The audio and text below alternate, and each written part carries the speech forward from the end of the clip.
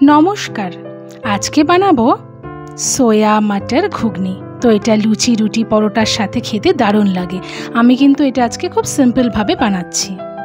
এর জন্য আমি নিয়েছি মটর, যেটা দিয়ে আমরা ঘুগনি বানাই। 5-6 ঘন্টা ভিজিয়ে রেখেছিলাম। এখানে 400 গ্রাম মতন মটর আছে, আর একটা বড় সাইজের আলু, আর অল্প কিছুটা সয়াবিন। এটা আমি জলে একটু জাস্ট গরম জলে ভিজিয়ে রেখেছিলাম, কিন্তু আলুগুলো কোনোটাই সিদ্ধ হয়নি। আর যেহেতু আমি লাইট করে বানাচ্ছি, তার জন্য নিয়ে নেব আমি একটাই মাঝারি সাইজের পেঁয়াজ আর একটা মাঝারি সাইজের টমেটো। এবার কড়াইতে আমি সাদা তেল দিয়ে দিচ্ছি। তেলটা গরম হয়ে গেলে আমি ফোড়নের জন্য দিয়ে দেব শুকনো লঙ্কা, ছোট এলাচ, দারচিনি, একটা তেজপাতা আর একটু গোটা জিরে। ব্যাস, ফোড়ন এটাই লাগছে। এবার ভালো করে একটুখানি ভেজে নেব ফোড়নটা ভাজা হয়ে গেছে। এবার কেটে রাখা পেঁয়াজটা আমি দিয়ে দিলাম।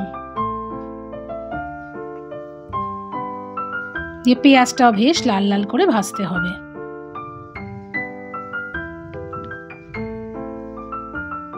পেঁয়াজটা ঠিক এরকম লাল লাল করে ভাজা হয়ে গেছে। এবার আমি দিয়ে দেব কেটে রাখা টমেটোটা। টমেটো দিয়েও আমি ভালো করে একটু ভেজে নিচ্ছি। দিয়ে দেব আদা রসুন বাটা, দিয়ে একটু নাড়িয়ে নিলাম। দেব লবণ, হলুদ গুঁড়ো, শুকনো লঙ্কার গুঁড়ো, ধনে গুঁড়ো আর জিরে গুঁড়ো, আর দিলাম পাকা লঙ্কা 3-4টে। দিয়ে ভালো করে মিশিয়ে নিতে হবে। বেশ মশলাটা কষা কষা মতন হয়ে গেছে। এবার সামান্য একটু চিনি দিলাম আমি, দিয়ে আবারও মিশিয়ে নিচ্ছি।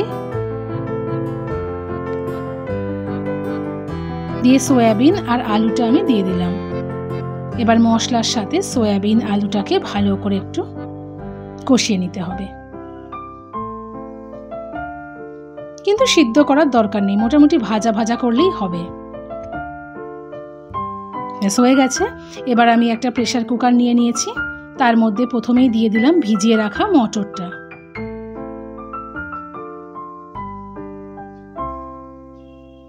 এবার দিয়ে দেব সয়াবিন আলু, যেটা আমি কষিয়ে রেখেছিলাম। তো পুরোটা দিয়ে দিলাম। এবার একটু কড়াই ধোয়া জলও দিয়ে দিলাম। আরো একটু জল আমি দিলাম সিদ্ধ হওয়ার জন্য। দিয়ে একটু ওপর নিচ করে নিচ্ছি।